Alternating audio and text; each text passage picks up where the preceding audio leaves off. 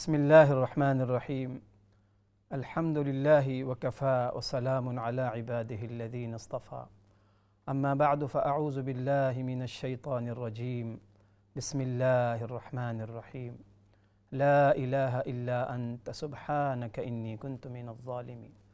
وقال رسول الله صلى الله عليه وسلم الدعاء مخ العبادة. صدق الله المولانا العظيم وصدق رسوله النبي الكريم ونحن على ذلك لمن الشاهدين والشاكرين والحمد لله رب العالمين. اللهم صل وسلم وبارك على سيدنا ومولانا محمد وعلى آل سيدنا ومولانا محمد عدد خلقك ورضا نفسك وزينة عرشك ومداد كلماتك. جزا الله عنا محمد صلی اللہ علیہ وسلم ما هو أهله. محترم ناظرین و سامعین، السلام علیکم ورحمۃ اللہ وبرکاتہ۔ پروگرام رحمان کی رحمت میں آپ تمام سننے والوں کو، دیکھنے والوں کو خوش آمدید ہے، خیر مقدم ہے۔ اللہ پاک سے دعا ہے اللہ کریم آپ سب کو اپنی حفظ و امان میں رکھے، صحت و سلامتی، خیر و برکت والی زندگی عطا فرمائے۔ جو لوگ بیمار ہیں اللہ کریم انہیں شفاء کاملہ عطا فرمائے۔ جو کسی پریشانی میں ہیں، مشکلات میں ہیں، اللہ ان کی مشکلات کو آسان فرما دے، اللہ ان کی پریشانیوں کو دور فرما دے۔ اور جس قسم کی بھی مشکل میں کوئی مبتلا ہے، پوری دنیا کے اندر، پوری امت کے اندر اللہ سب کے ساتھ خیر و برکت کا، آسانی کا معاملہ فرمائے۔ ناظرین، یہ نیا سال شروع ہوا ہے 2022۔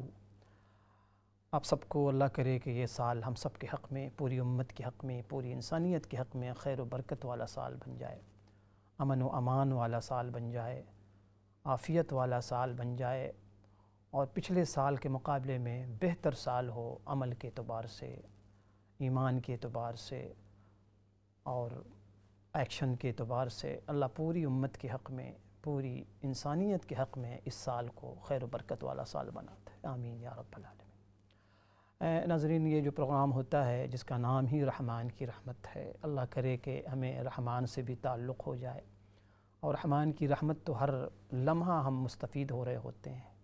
24 گھنٹے کی زندگی ہم رحمان کی رحمت ہی میں تو ہوتے ہیں۔ ہر سانس، آنے والی سانس، جانے والی سانس رحمان کی رحمت ہے۔ ہر قدم پہ رحمان کی رحمت سے ہم مستفید ہو رہتے ہیں۔ اللہ کرے کہ یہ رحمت کا سایہ ہم پر، آپ پر، پوری امت پر، پوری انسانیت پر تا دیر قائم دائم رہے، مرتے دم تک اللہ پاک کی رحمت کا سایہ ہم سب پر قائم رہے۔ ناظرین، آج جو دعا میں نے آپ کی خدمت میں پیش کی ہے، یہ دعا حضرت یونس علیہ السلام کی دعا ہے۔ قرآن کریم کی بڑی مشہور و معروف دعا، بڑی مشہور و معروف دعا، جس کو ہم آیت کریمہ کے نام سے بھی یاد کرتے ہیں۔ یہ آیت اور یہ دعا سورہ انبیاء کے اندر ہے، آیت نمبر 87 ہے، اور سورہ انبیاء ہے۔ دعا بڑی مختصر سی ہے لیکن بڑی جامع ہے، جسے کہتے ہیں کہ سمندر کوزے میں بند ہے۔ یونس علیہ نبینا علیہ السلام نے اس دعا کے ذریعے اللہ پاک سے سب کچھ مانگ لی۔ دعا کے الفاظ دیکھیں، اعوذ باللہ من الشیطان الرجیم، لا الہ الا انت سبحانک انی کنت من الظالمین۔ اس دعا کے اندر 3 چیزیں ہیں۔ ابراہیم علیہ حضرت یونس علیہ السلام کی یہ دعا، جس کا ترجمہ مختصر سا یہ ہے کہ اے اللہ، آپ کے سوا کوئی معبود نہیں، کوئی معبود نہیں سوائے آپ کے، کوئی مسجود نہیں، کوئی مقصود نہیں سوائے آپ کے۔ تو دعا کے اندر سب سے پہلے یونس علیہ السلام نے ساری طاقت کا انکار کیا ہے کہ کوئی طاقت نہیں، کسی کے پاس کوئی اختیار نہیں، کسی کے پاس کوئی پاور نہیں، کوئی کچھ بھی نہیں کر سکتا، کوئی مشکل کشا نہیں، کوئی غریب نواز نہیں، کوئی حاجت روا نہیں، کوئی اولاد نہیں دے سکتا، کوئی رزق نہیں دے سکتا، کوئی مشکل کو آسان نہیں کر سکتا، کوئی آپ کی کسی پریشانی کو دور نہیں کر سکتا، کوئی نہیں، کوئی نہیں، کوئی نہیں، لا الہ، کوئی معبود الا انت، سوائے آپ کے میرے اللہ۔ ساری طاقت، مشکل کو دور کرنے کی صلاحیت، اختیارات، طاقت، قوت صرف آپ کے پاس۔ ناظرین، یونس علیہ السلام اللہ پاک کے برگزیدہ پیغمبر میں سے ہیں۔ اللہ پاک کے نبی ہیں، پیغمبر ہیں۔ میں نے بارہا عرض کیا ہے کہ دیکھیں، نبوت اتنا اعلیٰ درجہ ہے، اتنا بڑا منصب ہے کہ ایک ہستی کا، کسی ذات کا نبی ہونا ہی کافی ہے اس کے بلندی کے لیے، اس کی عظیم الشان ہونے کے لیے۔ ایک عام انسان اور ایک صاحب نبوت میں اتنا بڑا فرق ہے، زمین و آسمان کا فرق بھی شاید چھوٹا پڑ جائے، اتنا بڑا فرق۔ اگر کوئی ہستی نبی بن گیا نا اللہ کا، وہ نبی اگر کوئی بن گیا، بہت بڑا مقام ہے، اور ہمیں بڑے احتیاط سے کام لینا چاہیے، کیونکہ ہمارے یہاں جو ہمارا کلچر ہے نا ناظرین، وہ عجیب و غریب کلچر ہے۔ رسم کے نام پہ، فیشن کے نام پہ، انٹرٹینمنٹ کے نام پہ، مذاق کے نام پہ، مزاح کے نام پہ بہت ہم جو ہیں بیجا حرکتیں کر بیٹھتے ہیں بسا اوقات، مذاق کے نام پہ، جوک کے نام پہ، اور پھر اللہ معاف کرے بسا اوقات ایسی غلطی بے ادبی کر جاتے ہیں کہ ایمان سے ہم خارج ہو جاتے ہیں اور ہمیں پتہ بھی نہیں چلتا۔ تو یاد رکھیں کہ کسی بھی نبی، چاہے وہ اس نبی کے ماننے والے کتنی ہی تھوڑی کیوں نہ ہوں، چاہے ان کی امت 10-15 ہی کیوں نہ ہو، 1000-2000 ہی کیوں نہ ہو، بظاہر ہماری نظر میں ان کا اتنا بڑا بلند مقام نہ ہو، لیکن یاد رکھیے گا کہ ایک نبی کی ادنا درجہ کی بھی بے ادبی ہمیں دار اسلام سے خارج کر سکتی ہے۔ اور یہی وجہ ہے کہ رسول اللہ صلی اللہ علیہ وسلم نے بڑی تاکید فرمائی ہے۔ ایک موقع پہ آپ نے فرمایا کہ لا تفضلوا بین الانبیاء، اے لوگوں، نبیوں کے درمیان ایک دوسرے کو فضیلت نہ دیا کرو۔ پھر آپ نے فرمایا کہ لا یقولن احدکم، تم میں سے کوئی شخص ہرگز یہ نہ کہے، ہرگز نہ کہے، کیا نہ کہے؟ کہ انی خیر من یونس ابن متہ، کہ میں یونس ابن متہ سے افضل ہوں، بہتر ہوں۔ نہ کہو، ہرگز نہ کوئی کہے۔ تو رحمت عالم صلی اللہ علیہ وسلم کی اس فرمان سے آپ اندازہ لگا سکتے ہیں کہ دیکھیں، حالانکہ ہمیں پتہ ہے، ہم سب کا عقیدہ ہے کہ رسول اللہ صلی اللہ علیہ وسلم افضل البشر ہیں، افضل الانبیاء ہیں، امام الانبیاء ہیں، آپ سب سے بلند و بالا ہیں، آپ کا مقام، آپ کا مرتبہ، آپ کی شان، آپ کی بزرگی سب پر فوقیت رکھتی ہے، کوئی شک نہیں۔ لیکن ہمیں جس چیز سے منع کیا جا رہا ہے ناظرین، وہ یہ ہے کہ کسی بھی نبی کی ہم اس انداز سے تعریف نہ کریں، اس انداز سے فضیلت نہ بیان کریں کہ کسی دوسرے نبی کی تنقیص لازم آتی ہو، خدا نخواستہ ان کی بے ادبی کا پہلو نکلتا ہو۔ مثال کے طور پہ ہم رحمت عالم صلی اللہ علیہ وسلم کی ہم تعریف کریں، بے شک ہمارے ایمان کا حصہ ہے، لیکن اس انداز سے تعریف نہ کریں جس سے کسی دوسرے نبی کی توہین کا شائبہ پیدا ہو۔ قربان جائیے ہمارے دین و اسلام۔ تو اللہ کے نبی فرما رہے ہیں کہ دیکھو، یونس کو مجھ پر فضیلت نہ دیا کرو۔ یونس علیہ السلام بھی اللہ کے برگزیدہ پیغمبر ہیں، نبی ہے۔ تو یونس علیہ السلام کا تذکرہ ناظرین 6 صورتوں میں آیا ہے۔ سورۃ النساء، سورۃ الانعام، سورہ یونس، پوری سورت ہے ایک جس کا نام سورہ یونس ہے۔ اس کے بعد سورہ صافات، اس کے بعد سورہ قلم۔ تو 6 صورتوں میں اللہ پاک نے تذکرہ کیا۔ پہلی 4 صورتوں میں صرف نام آیا ہے، اور آخری 2 صورتوں میں اللہ پاک نے ان کے واقعات سنا ہے، اگرچہ ان کا واقعہ مختصر قرآن نے بیان کیا ہے کہ نبوت کے بعد کے واقعات سنائے گئے ہیں۔ 28 سال کی عمر تھی یونس علیہ السلام کی، اللہ پاک نے انہیں نبوت عطا فرمائی تھی۔ اور یہ نینوا ایک جگہ ہے، عراق کا شہر تھا موصل، اس کے اندر ایک شہر ہے، علاقہ ہے جس کا نام نینوا تھا۔ تو نینوا کی جانب اللہ پاک نے یونس علیہ السلام کو بھیجا، نبی بنا کر، پیغمبر بنا کر۔ دعا کے ساتھ اگر تھوڑا سا بیک گراؤنڈ ذہن میں ہو تو دعا کے سمجھنے میں بھی آسانی ہو جاتی ہے، دعا کرنے میں بھی آسانی ہو جاتی ہے، دعا مانگنے میں بھی آسانی ہو جاتی ہے، کیونکہ بیک گراؤنڈ ہمیں پتہ ہوتا ہے۔ تو پھر انسان جب دعا کرتا ہے تو سارا نقشہ اس کی آنکھوں کے سامنے آ جاتا ہے۔ تو یونس علیہ السلام کو اللہ پاک نے نینوا کی طرف بھیجا۔ ہر نبی پیغمبر کی طرح یونس علیہ السلام بھی اپنی قوم میں تشریف لے گئے، دعوت و تبلیغ کا کام شروع کیا، لیکن قوم نے نہ مانا۔ قوم یونس علیہ السلام پر ایمان نہیں لائی۔ اور انہوں نے تمرد، سرکشی دیگر قوموں کی طرح انہوں نے بھی کیا۔ جب بات حد سے آگے بڑھ گئی تو یونس علیہ السلام یہ کہہ کر وہاں سے نکل گئے کہ 3 دن میں تم پر عذاب آ جائے گا۔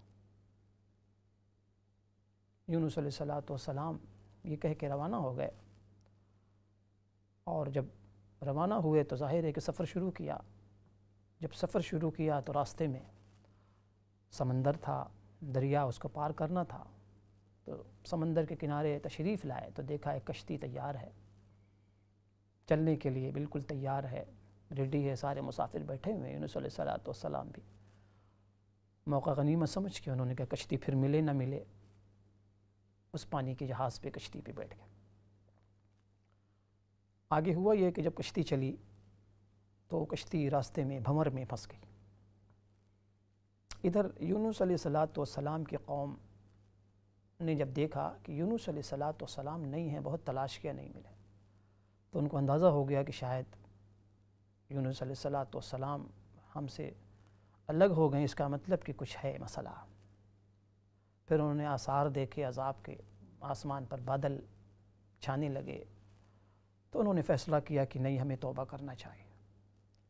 تو پوری قوم نے جانوروں سمیت، چوپاؤں سمیت، بچے چھوٹے بڑے سب ایک کھلے میدان میں جمع ہوئے، اور سب نے اللہ پاک سے توبہ کیا، اور ایسی توبہ کی ناظرین، ایسی توبہ کی کہ خوب روئے۔ جانوروں کو بھی انہوں بچوں سے الگ کر دیا تھا، جانور بھی روئے، تو اللہ پاک کو ان کا رونا، توبہ، استغفار بہت پسند آیا۔ اللہ پاک نے عذاب کو ہٹا دیا۔ یونس علیہ السلام ادھر کشتی پہ ہیں۔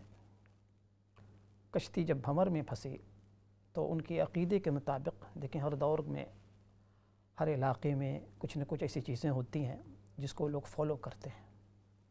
کشتی میں جو لوگ سوار تھے ان کے یہاں طریقہ یہ تھا، ان کا تجربہ یا ان کا عقیدہ یہ تھا کہ کشتی بھنور میں جب پھنستی ہے، جب کوئی شخص اپنے آقا کو ناراض کر کے آیا ہوتا ہے، مالک کو، کوئی غلام، کشتی کے ملا نے اعلان کیا کہ کشتی بھنور میں پھنس گئی ہے، ایسا لگتا ہے کہ کوئی ایسا شخص ہے جو بھاگ کر آیا ہے اپنے مالک سے اجازت کے بغیر۔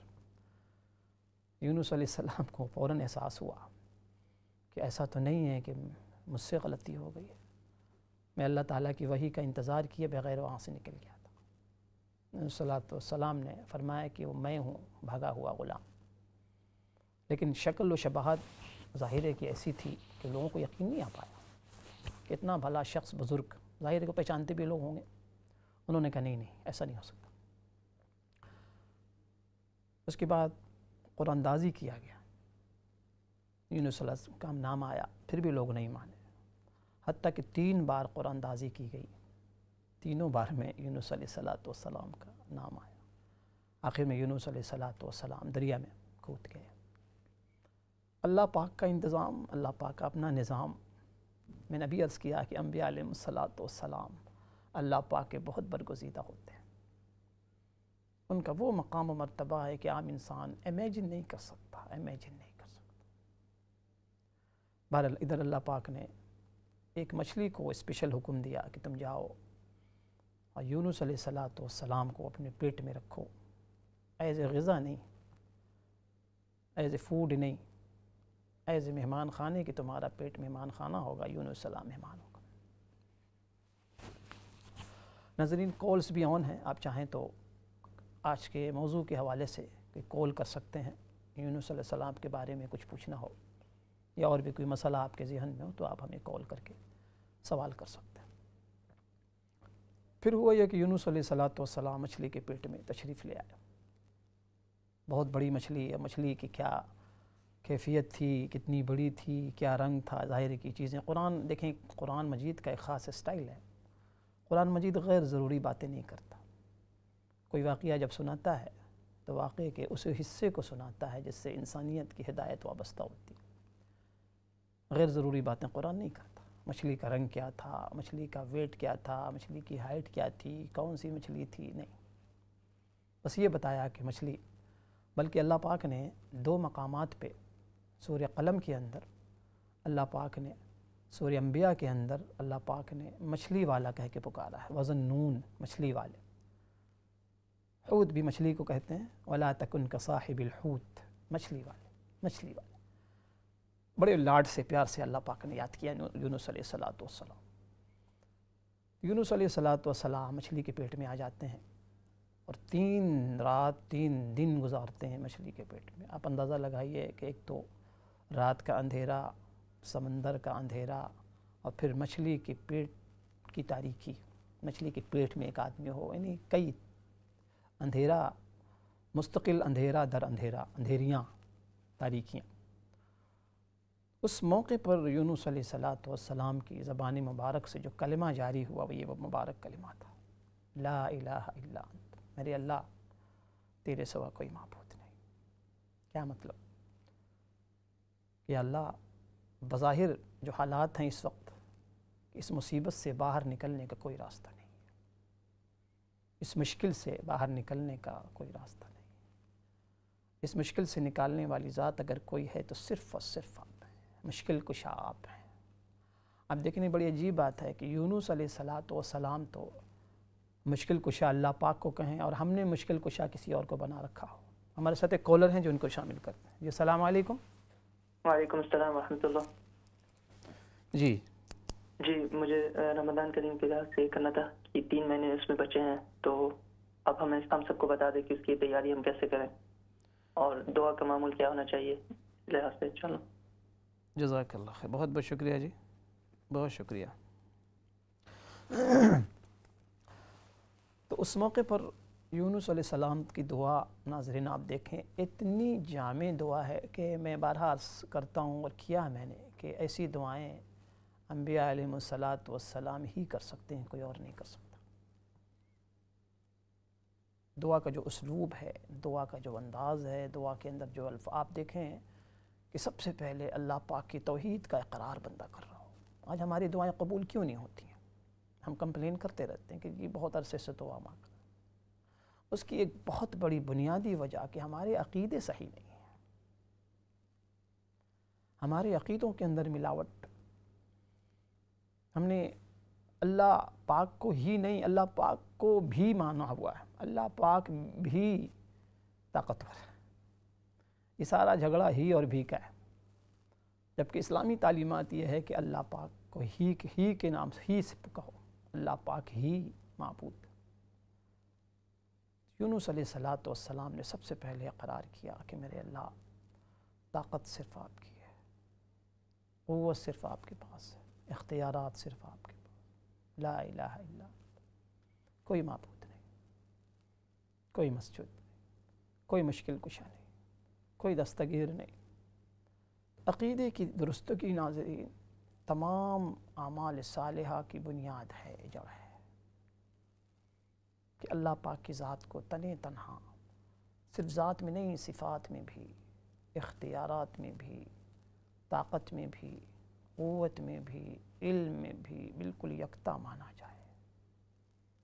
اللہ کرے کہ ہمارے عقیدے درست ہوں، ہم دعا بھی کیا کریں، یا اللہ ہمیں شرک کی ہر قسم سے بچا لیجیے میرے اللہ. جتنی بھی قسمیں شرک کی ہیں میرے اللہ ہر قسم سے بچا لیجیے. تو سب سے پہلے یونس علیہ السلام اقرار کر رہے ہیں کہ اللہ آپ کے سوا کوئی معبود نہیں، سبحانک، اے اللہ آپ کی ذات پاک ہے. اچھا ہمارے ساتھ ایک اور کالر ہیں، ان کو بھی شامل کرتے ہیں. السلام علیکم. السلام علیکم. جی وعلیکم السلام. جی مفتی صاحب، میرا چھوٹا جا سوال بھی ہے. صرف یہ پوچھنا سی کہ کیا بعض اوقات انسان ایک دم ہی ٹر جاندے ہیں دنیا سے، کیا انہاں دے نال بخشانا یا بخشنا ٹائم نہیں ہوندا، بندہ ایسے تے چلا جاندا ہے، او دے بارے کہ کچھ روشنی پا سکتے؟ پھر دوبارہ فرمایا، سمجھا نہیں میں نے سوال آپ کا، دوبارہ کہہ دیں. جی سوال یہ ہے کہ اگر ایک انسان، کوئی بھی انسان تہاڈا کلوز وہ فوت ہو جاتا ہے، ایک دم ہی ایمرجنسی فوت ہو جاتا ہے، اس دے کول کوئی بخشان دا ٹائم نہیں ملتا، ٹر جاتا ہے، اس دے بعد او دا کی مطلب ہے رجانا یا کی ہے؟ ٹھیک ہے، ٹھیک ہے، بہت شکریہ، بہت شکریہ آپ کا.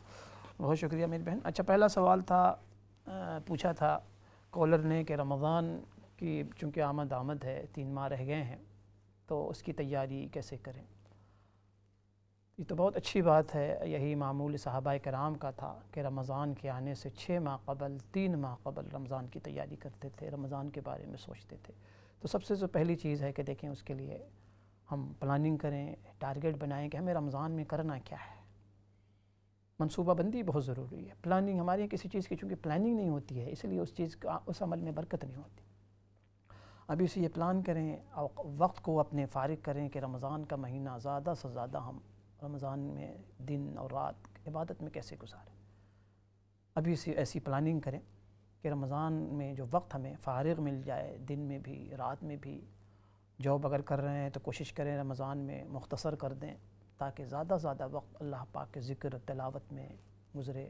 ابھی سے پلاننگ کریں کہ تلاوت کتنی ہم نے کرنی ہے, رمضان میں ہم نے کرنا کیا کیا ہے. روزہ اور تراویح تو بہت عام ہے, اس کے علاوہ بھی بہت کچھ ہمیں کرنا چاہیے اور ٹارگٹ یہ بنانا چاہیے کہ اللہ ہم سے راضی ہے. رمضان تبدیلی ہمارے زندگی کے اندر تبدیلی والا مہینہ ہوتا ہے کہ ایمانی روحانی تبدیلی آئے, اللہ پاک کی محبت میں اضافہ ہو, دینداری میں اضافہ ہو. ہمارے یہاں ہوتا ہے کہ رمضان آتا ہے رسمی اعمال کر کے ہم فارغ ہو جاتے ہیں, تو رسمی اعمال سے ذرا اوپر بڑھ کر اللہ کی رضا, تقویٰ کا حصول, طہارت کا حصول, اس کے لیے ہم پلاننگ ضرور کریں, ٹارگٹ بنائیں انشاءاللہ تعالیٰ. بہت شکریہ جی. اچھا دوسرا میری بہن نے پوچھا ہے کہ اگر کسی شخص کا اچانک, دیکھیں اچانک تو کسی کا انتقال نہیں ہوتا, اللہ پاک ہمارے اعتبار سے ہو جاتا ہوگا, اللہ پاک کے یہاں ہر شخص کے جانے کا وقت متعین ہے, گھڑی متعین ہے, دن متعین ہے, مہینہ متعین ہے, ساعت متعین, 1 سیکنڈ کے لیے بھی, 1 گھڑی کے لیے بھی آگے پیچھے نہیں ہو سکتا انسان. تو جب کسی کا انتقال ہو جائے تو بہت اچھی بات ہے جتنی جلدی ہو سکے. ہمارے یہاں جو یہ رسم ہے نا 3 دن تیجا اور 10واں اور 20واں اور 40واں, اس سے گریز کرنا چاہیے. جب کسی شخص کا انتقال ہو جائے تو فوری طور پہ جتنی جلدی ہو سکے آپ اصالہ ثواب کریں. اسی وقت آپ بیٹھ جائیں لے کے قرآن مجید, جتنی تلاوت ہو سکے آپ پڑھیں, تلاوت کریں, سورہ یاسین شریف پڑھیں, سورہ اخلاص پڑھ لیں, یا جو بھی پڑھیں اللہ پاک سے دعا کر دیں, اللہ پاک اس کا ثواب مرحوم کو پہنچاتے. اس کے لیے کوئی کنڈیشن نہیں, بس جتنی جلدی ہو سکے آپ اس کے لیے تلاوت کر کے آپ اس کے لیے اصالہ ثواب کریں, اور اللہ بہت کریم ہے, انشاءاللہ اس کی مغفرت ہوگی. ٹھیک ہے نا, پریشان نہ ہو. اور اس کے لیے دعا جب بھی نماز پڑھیں, ہر نماز کے بعد 3 مرتبہ سورہ اخلاص پڑھ کے آپ دعا کر سکتی ہیں کہ یا اللہ اس مرحوم کی مغفرت فرما, یا اللہ اس مرحوم کے درجات بلند فرما. اس طریقے سے آپ کر سکتے ہیں. تو ناظرین میں دعا کے حوالے سے عرض کر رہا تھا یونس علیہ السلام کی جو دعا لا الہ الا انت سبحانک, کہ اللہ آپ پاک ہیں, ہر قسم کی کمزوری سے پاک ہیں, ہر قسم کی ویکنس سے آپ پاک ہیں. آپ کی شان, آپ کی ذات بہت بلند و بالا ہے. انی کنت من الظالمین, اے اللہ غلطی مجھ ہی سے ہو گئی ہے, آپ نہیں. آپ دیکھیں کیسی ابدیت بندگی میں, ابدیت میں ڈوبی ہوئی دعا. ظاہر ہے بندہ ہے, اللہ پاک کا بندہ جب دعا کرے تو اپنے آپ کو مجرم ملزم ٹھہرائے کہ اللہ میں ہوں, میری وجہ سے ایسا, آپ نہیں. آپ کے اندر کسی, آپ ظالم نہیں ہیں, آپ تو بڑے رحیم و کریم ہیں, رحمان و رحیم. اللہ مجھ سے کہیں خطا ہو گئی ہے, فوراً اعتراف اپنے جرم کا یا اپنے ظلم کا یا اپنی لغزش کا, یا حالانکہ دیکھیں ناظرین یہاں یونس علیہ السلام سے کوئی گناہ نہیں ہوا, یاد رکھیے گا اس کو. نہ آدم علیہ السلام سے ہوا, نہ یونس علیہ السلام. یونس علیہ السلام سے جو چیز لغزش کہہ دیں, آپ کو چوک کہہ دیں, وہ یہ کہ انہوں نے اپنے گمان کے مطابق یہ سمجھ لیا, جس کو آپ اجتہاد کہہ سکتے ہیں, اجتہاد کی غلطی. انہوں نے خود سمجھ لیا کہ ہم نے چونکہ قوم کو کہہ دیا ہے کہ عذاب آ جائے گا, اور ظاہر ہے کہ عذاب کا حکم بھی اللہ پاک کی طرف سے انہوں نے دیا تھا, لیکن انہوں نے خود سمجھ لیا کہ عذاب آ جائے گا. ان کو نہیں پتہ تھا کہ اس درمیان میں قوم توبہ کر لے گی. ان کو اللہ پاک کی وحی کا انتظار کرنا چاہیے تھا, جو انہوں نے اپنی سمجھ کے مطابق کیا, جو کہ گناہ نہیں ہے, معصیت نہیں ہے, نافرمانی نہیں کی انہوں نے اللہ پاک کی, ہرگز نہیں. ہاں ان کے شایان شان جو عمل تھا اس کے مطابق نہیں کیا. دیکھیں جی انسان جتنا بڑا ہوتا ہے نا ناظرین, جتنا بڑا انسان ہوتا ہے اور جس کے جتنا زیادہ قریب ہوتا ہے، پھر اس کی چھوٹی چھوٹی باتوں پر بھی اللہ پاک کی طرف سے ان کی تعدیب ہوتی ہے، چونکہ ایکسپیکٹیشن پھر بڑھ جاتا ہے۔ اب گھروں میں دیکھیں نا، جو آدمی کسی کو بہت چاہتا مانتا ہے تو ایکسپیکٹیشن بھی زیادہ ہوتا ہے۔ ماں باپ بچوں سے بہت محبت کرتے ہیں، جس بچے سے محبت زیادہ ہوتی ہے ماں باپ اس سے ایکسپیکٹیشن زیادہ رکھتے ہیں۔ میرا فلاں بیٹا او ماشاء اللہ، میری فلاں بیٹی او ماشاء اللہ، وہ تو میری اجازت کے بغیر کچھ کر ہی نہیں سکتی۔ تو جتنا زیادہ تعلق ہوتا ہے رشتوں میں بھی، اتنی زیادہ ایکسپیکٹیشن، امیدیں انسان وابستہ کرتا ہے کہ نہیں میرا فلاں بیٹا، نہیں ایسا نہیں ہو سکتا۔ اب دیکھ لیں اپنی شب و روز کی زندگی میں ہم لوگ، تو انبیاء علیہ السلام کا تعلق اللہ پاک سے اتنا گہرا ہوتا ہے ناظرین کہ ہم عام انسان امیجن نہیں کر سکتے۔ اور یہ اکثر و بیشتر تمام انبیاء علیہ السلام کے ساتھ اللہ پاک کا معاملہ ہے، چونکہ انبیاء علیہ السلام کی تربیت براہ راست تزکیہ اللہ پاک کرتے ہیں۔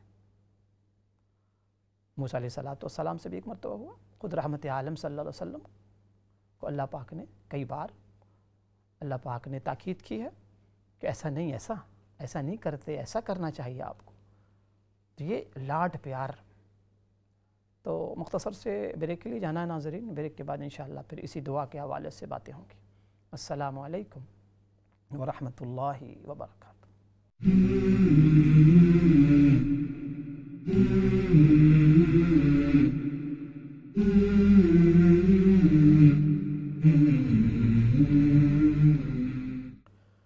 بسم اللہ الرحمن الرحیم، الحمد للہ وکفا وسلام علی عبادہ الذین اصطفیٰ، اما بعد فاعوذ باللہ من الشیطان الرجیم، بسم اللہ الرحمن الرحیم، لا الہ الا انت سبحانک انی کنت من الظالمین، صدق اللہ المولانا العظیم۔ محترم ناظرین، السلام علیکم ورحمۃ اللہ وبرکاتہ۔ پروگرام رحمان کی رحمت میں آپ تمام دیکھنے والوں کو، سننے والوں کو خوش آمدید ہے۔ اللہ کریم سے دعا ہے، اللہ کریم آج کی اس دعا کے حوالے سے پورا جو اللہ پاک نے اس دعا کے اندر جو خیر و برکت رکھی ہے، ہم سب کو پورا حصہ نصیب فرمائے، چونکہ ایک نبی، ایک پیغمبر کی دعا ہے۔ انبیاء علیہ السلام جس طریقے سے بڑے متبرک ہوتے ہیں، مبارک ہوتے ہیں، ان کی دعائیں بھی بڑی مبارک ہوتی ہیں، اور ان دعاؤں کا ہمیں معمول بھی بنانا چاہیے۔ دیکھیں، دعا اللہ پاک نے جو قرآن میں سنایا ہے، اس کا مقصد صرف اپنے نالج میں اضافہ نہیں ہے کہ ہم اس دعا کا تذکرہ سنیں اور پڑھیں۔ اصل مقصد جو ہے اس دعا کے حوالے سے اللہ تعالیٰ یہ بتانا چاہتے ہیں کہ میرے بندو، تمہارے حالات کتنے ہی تمہارے اعتبار سے ناساز ہوں، ناسازگار ہوں، موافق نہ ہوں، بڑی نا امیدی بظاہر ہو، حالات بالکل ایسا لگتا ہے کہ اب کچھ نہیں ہو سکتا، خدا نخواستہ، تو نا امید، مایوس ہونے کی ضرورت نہیں ہے۔ ایسے موقع پر میرے بندے، میرے پیارے پیغمبر کو یاد کر لیا کرو، حضرت یونس کو یاد کر لیا کرو۔ ان کے پاس بھی بظاہر جس حالات میں مشکل میں وہ تھے، نکلنے کا بظاہر کوئی راستہ نہیں تھا۔ تو دعا جو قرآن ہمیں سناتا ہے ناظرین، اس کا مقصد یہ ہوتا ہے کہ ہم ان دعاؤں کو اپنا معمول بنائیں۔ کالز آن ہیں، آپ چاہیں تو آج کے موضوع کے حوالے سے ناظرین کال کر سکتے ہیں، میری بہنیں آپ کال کر سکتی ہیں۔ یونس علیہ السلام کے حوالے سے کچھ پوچھنا ہو آپ ضرور پوچھیں۔ یہی وجہ ہے کہ ایک موقع پر ایک صحابی نے پوچھا کہ اللہ کے رسول صلی اللہ علیہ وسلم، کیا یہ جو دعا ہے یہ خاص ہے یونس علیہ السلام کے لیے یا پھر عام لوگوں کے لیے بھی، عام مسلمانوں کے لیے بھی؟ تو اللہ پاک نے رحمت عالم صلی اللہ علیہ وسلم نے ارشاد فرمایا، کیا تم نے یہ آیت، یہ دعا نہیں سنی؟ یونس علیہ السلام نے دعا کی ہے کہ اس دعا کے بعد اللہ پاک فرماتے ہیں فَاسْتَجَبْنَا لَهُ وَنَجَّيْنَاهُ مِنَ الْغَمِّ، کہ ہم نے یونس علیہ السلام کی دعا سن بھی لی، قبول بھی کر لی، وَنَجَّيْنَاهُ مِنَ الْغَمِّ، اور ان کو ہم نے اس پریشانی سے، مصیبت سے نجات دی تھی۔ آگے جو جملہ اللہ پاک نے ارشاد فرمایا ناظرین، وَكَذَلِكَ نُنْجِي الْمُؤْمِنِينَ، کہ اسی طریقے سے ہم نجات دیں گے اور دیتے رہیں گے، اور دیتے ہیں کس کو؟ مومنین کو۔ جب بھی کوئی صاحب ایمان، کوئی مسلمان، کوئی مومن بندہ یا بندی اللہ پاک سے صدق دل سے اس دعا کے ذریعے اپنے مقصد کو مانگے گا، کوئی مشکل میں، پریشانی میں ہو اور اس دعا کے ذریعے اللہ پاک سے مشکل کشائی کی دعا کرے گا، تو اللہ پاک فرما رہے ہیں کہ میں جس طریقے سے حضرت یونس کی میں نے مدد کی ہے، مشکل سے نجات عطا فرمائی ہے، تو میں اس طریقے سے تمام مومنین کو نجات دوں گا۔ تو رحمت عالم صلی اللہ علیہ وسلم نے فرمایا کہ جب بھی کوئی مسلمان بندہ یا بندی مصیبت میں مشکل میں اس دعا کے ذریعے اللہ پاک سے مانگتا ہے اللہ ضرور قبول فرماتا ہے۔ تو دعا کا اصل مقصد ناظرین یہی ہے کہ دعا جو سنائی جاتی ہے، دعا جو پڑھی جاتی ہے، تو اس کو معمول بنائیں۔ آج کتنے ہم پریشان ہیں، ہر شخص مختلف پریشانیوں میں گھرا ہوا ہے، مسائل میں، مشکلات میں ہے، طرح طرح کی پریشانیاں، طرح طرح کے مسائل، طرح طرح کے مشکلات۔ تو ایسے موقع پر ان دعاؤں کا ہمیں معمول بنانا چاہیے۔ اس کی تعداد متعین نہیں ہے، نہ حدیث میں نہ قرآن میں، لیکن ہاں اپنی سہولت کے مطابق آپ 100 مرتبہ، 313 مرتبہ، ہر نماز کے بعد 11 مرتبہ، جتنی سہولت سے آپ پڑھ سکیں آپ ضرور پڑھیں۔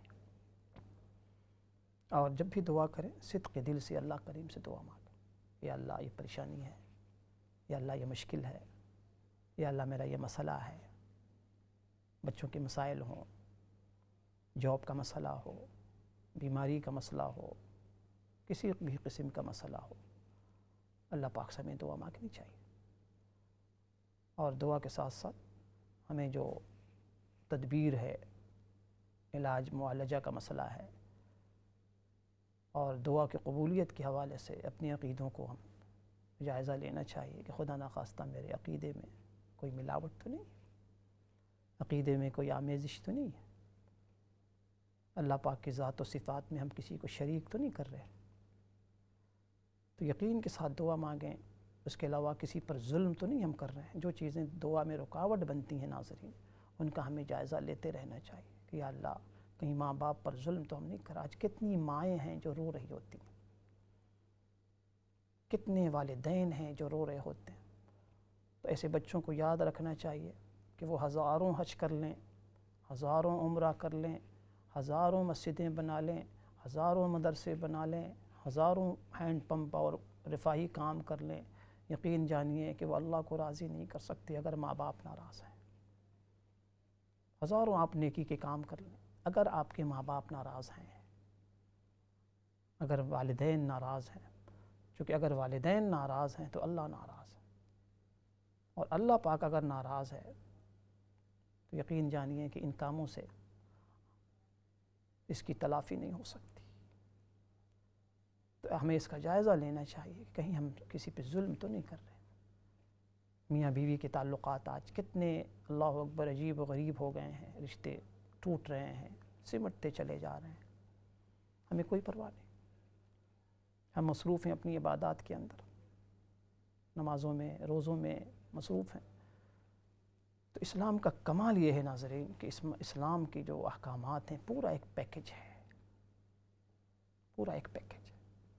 یہ کوئی نیکی نہیں ہے کہ آپ بذات خود بہت نیک بنے ہوئے ہیں لیکن آپ نے کسی کا دل دکھایا ہوا ہے۔ بہنیں ناراض ہیں، بھائی ناراض ہیں، رشتہ دار ناراض ہیں، والدین ناراض ہیں، کسی کی آپ نے حق تلفی کی ہوئی ہے۔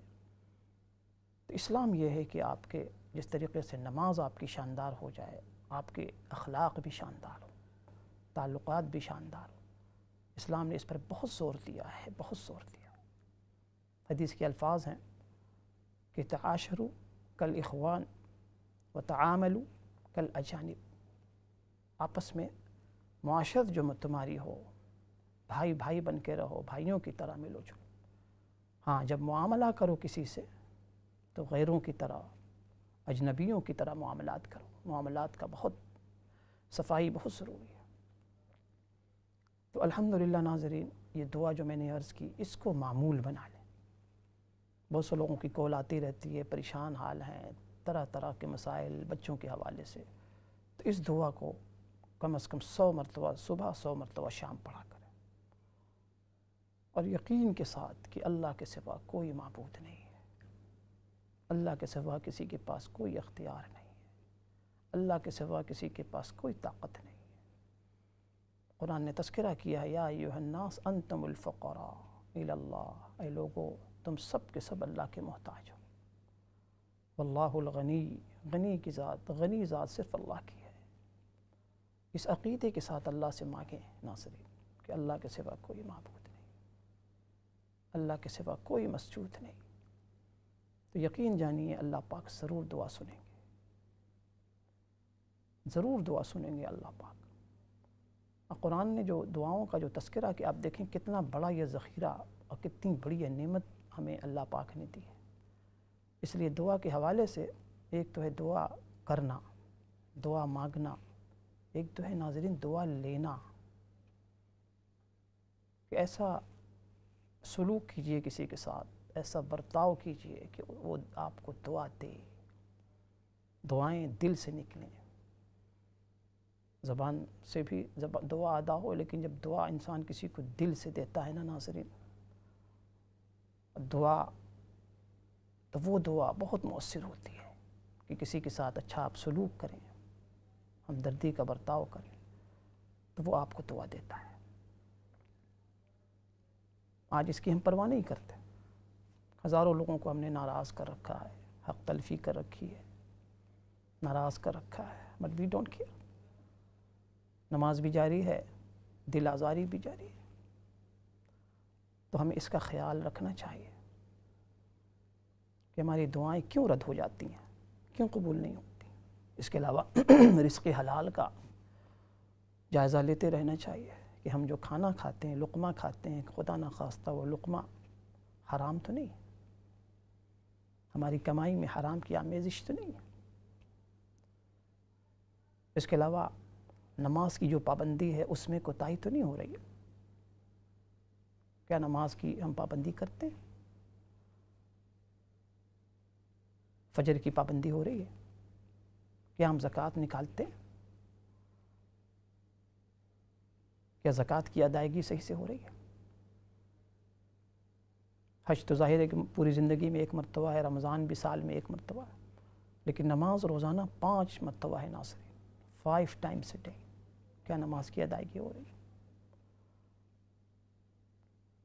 آج حال یہ ہے کہ ہم دوسروں کے حوالے سے زیادہ فکر مند رہتے ہیں، توازن نہیں، اپنی فکر نہیں۔ وہ شاعر کہتا ہے نا، تھے دیکھتے دوسروں کے، ہاں تھے ہم بے خبر اپنے عیوب سے، رہے دیکھتے دوسروں کے عیب و ہنر۔ پڑی جو اپنے عیوب پر نظر، تو جہاں میں کوئی برا نہ رہا۔ آج صورتحال یہی ہو گئی۔ یہ بہادر شاہ ظفر کے اشعار ہیں کہ تھے ہم اپنے عیوب سے جب تک بے خبر۔ کہ آج حال یہ ہے کہ اپنے جو عیوب ہیں، اپنے اندر جو کمیاں ہیں، اس سے ہم نظریں چراتے رہتے ہیں۔ دوسروں کے حوالے سے ہم بڑے فکر مند، فلاں یہ نہیں کرتا، فلاں ایسا ہے، فلاں ویسا ہے، فلاں نماز نہیں پڑھتا، فلاں یہ کام نہیں کرتا، فلاں کے اندر یہ کمیاں ہیں۔ تو شاعر کہتا ہے کہ جب تک ہم اپنے عیوب سے بے خبر رہے، ہمیں پتہ نہیں ہمارے اندر کتنی خرابیاں ہیں، تو رہے دیکھتے دوسروں کے عیب و ہنر، دوسروں کے عیب و ہنر ہم دیکھیں۔ اور جب اپنے عیوب پر، اپنے عیبوں پر نظر پڑی، برائیوں پر، خامیوں پر نظر پڑی، تو سچی بات یہ ہے کہ جہاں میں کوئی برا نہ رہا۔ تو اپنے آپ کو ہم ٹارگیٹ کریں کہ ہمارے اندر کیا کیا خامیاں اور کمیاں ہیں، کہیں ہم سے شرک تو نہیں ہو رہا، کہ دل آزاری تو نہیں ہو رہی، ماں باپ تو نہیں ناراض۔ حالانکہ دیکھیں ماں باپ کا مسئلہ اتنا سنگین ہے ناظرین، حدیث میں آتا ہے کہ جس سے باپ ناراض ہے اس سے اللہ پاک بھی ناراض ہے، جس سے والدین ناراض اس سے اللہ پاک ناراض ہے۔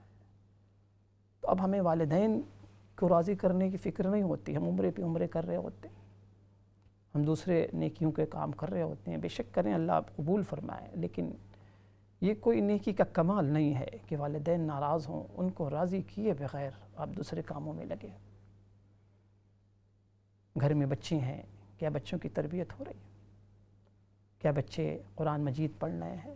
کیا بچے دین سیکھ رہے ہیں؟ دین کی دعوت کا کام ہو رہا ہے؟ دعوت فرض عین ہے، کیا ہم بچوں کو دین کی دعوت دے رہے ہیں؟ کیا گھر میں قرآن مجید کی تلاوت ہو رہی ہے؟ تو وہ ساری چیزیں ہیں ناظرین کہ جن کو انسان اگر مد نظر رکھے تو ایک بہترین معاشرہ تشکیل پاتا ہے، بہترین معاشرہ۔ آج ہم سب مجرم ہیں، معاشرہ جو ہمارا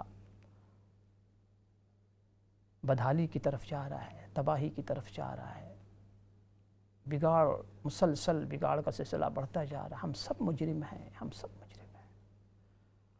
آئیے ہم سب مل کے یہ وعدہ کریں اللہ پاک سے، اپنے آپ سے، کہ انشاءاللہ جو گزر گئی زندگی، اب انشاءاللہ تعالی شریعت کے مطابق زندگی گزاریں گے۔ صبح بھی شام بھی نماز کی پابندی کریں گے، اپنی ذات سے کسی کو تکلیف نہیں پہنچائیں گے۔ میں کہتا ہوں 2 کام اگر آپ کر لینا، 2 کام، تو شاید ان 2 کاموں کی برکت سے بہت سا مسئلہ حل ہو جائے۔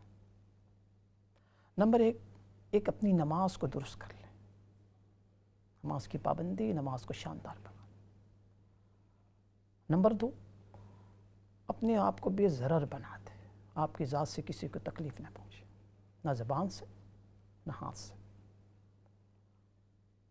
حدیث میں ہے نا، المسلم من سلم المسلمون من لسانہ و یدہ، باکمال مسلمان وہ ہے جس کے ہاتھ سے، زبان سے دوسرے مسلمان، دوسرے انسان محفوظ رہے۔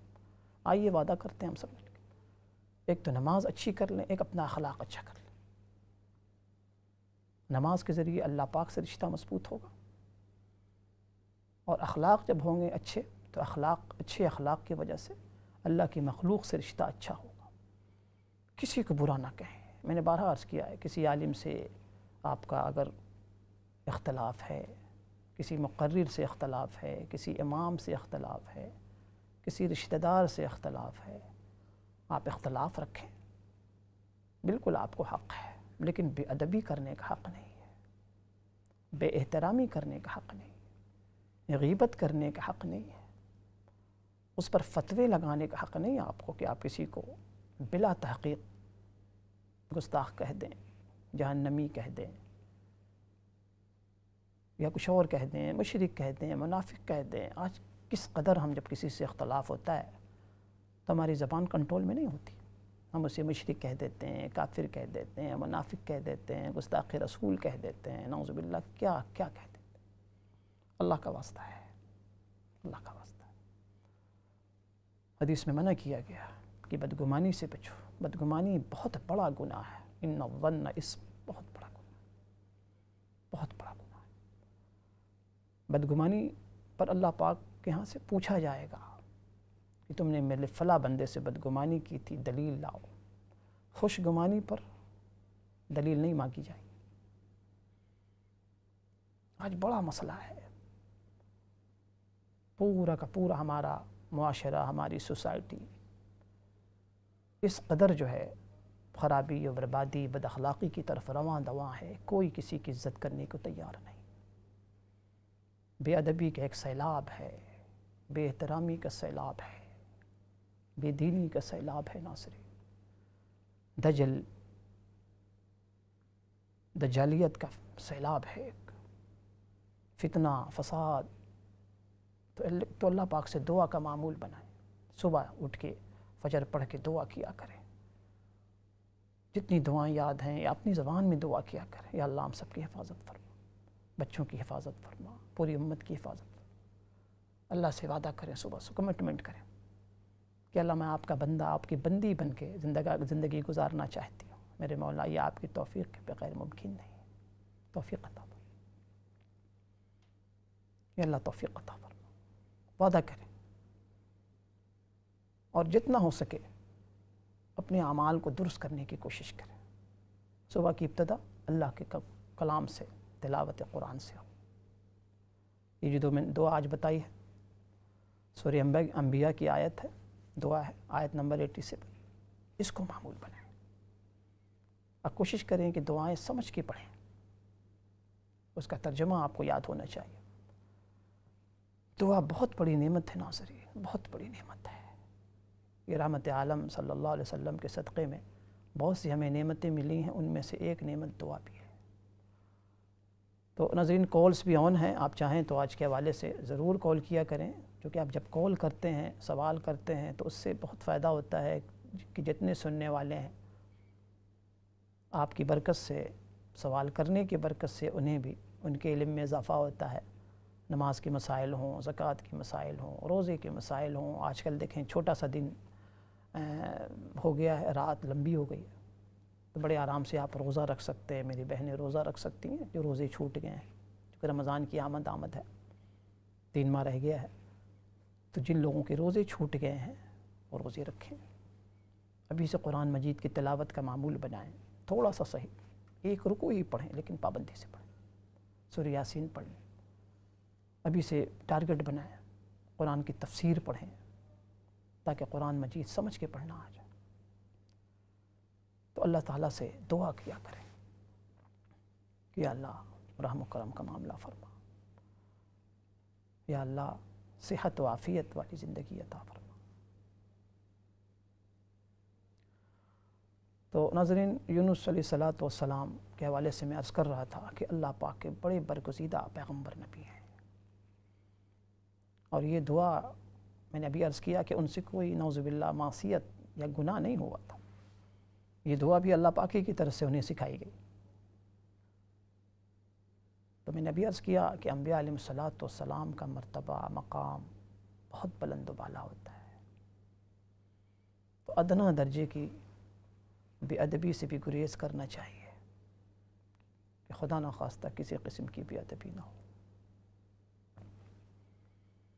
تو اللہ تعالیٰ سے دعا بھی کرنی چاہیے کہ اللہ ہم سب کو انبیاء علیہ الصلوۃ والسلام کے نقش قدم پہ چلنے کی توفیق عطا فرما.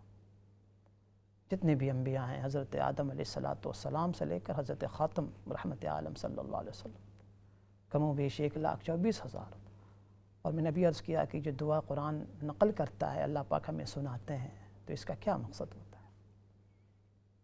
صرف ہماری معلومات میں اضافہ نہیں ہوتا کہ آپ کی معلومات میں اضافہ ہو گیا کہ یہ یونس علیہ السلام کی دعائیں نہیں، بلکہ دعا کا مقصد یہ ہوتا ہے کہ ان دعاؤں کو ہم معمول بنائیں، ان دعاؤں کو اپنی معمولات میں ہم شامل کریں. اور دعا کا جو بیک گراؤنڈ ہے کہ یونس علیہ الصلوۃ والسلام نے ناظرین کن حالات میں یہ دعا کیا تھا، آپ غور کریں. اگر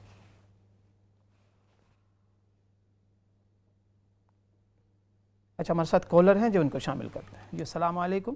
وعلیکم السلام ورحمۃ اللہ. مفتی صاحب کیسے ہیں آپ؟ جی الحمدللہ، آپ کا پروگرام بہت اچھا ہے ماشاء اللہ سے. جزاکم اللہ، جزاکم اللہ. میرے 2 سوال ہیں. ایک تو پلیز کائنڈلی آپ یہ پلیز ضرور بتائیں کہ اگر بہت دل کے اندر ایک جیسے خوف ہو، اور میں اس حوالے سے پوچھ رہی ہوں کہ ہمارے ساتھ پچھلے کچھ سال پہلے جو ہے ایک ایکسیڈنٹ والا معاملہ ہوا تھا، وین نے پیچھے سے گاڑی کو ہٹ کیا تھا. تو وہ ایک میں پہلے ڈرائیونگ کرتی تھی لیکن اب میں نے ڈر سے چھوڑ دیا ہے، حالانکہ اس میں کوئی ہمارا قصور نہیں تھا. ہماری گاڑی اسٹیشنری پوزیشن پہ تھی اور پیچھے سے وین نے ہٹ کیا. تو الحمدللہ میں، ہسبینڈ، بچے الحمدللہ ہم لوگ سیف سیکیور ہیں. ہسبینڈ ڈرائیو کرتے ہیں اب، لیکن اب مجھ سے نہیں ہوتی. مطلب مجھے میرے دل کے اندر ایک خوف، ڈر بیٹھ گیا ہے. اب گاڑی کے اندر بھی اگر ہو، کوئی بہت اسپیڈ سے گاڑی آ رہی ہو تو مجھے ہوتا ہے کہ یہ ہماری ہی طرف آ رہی ہے.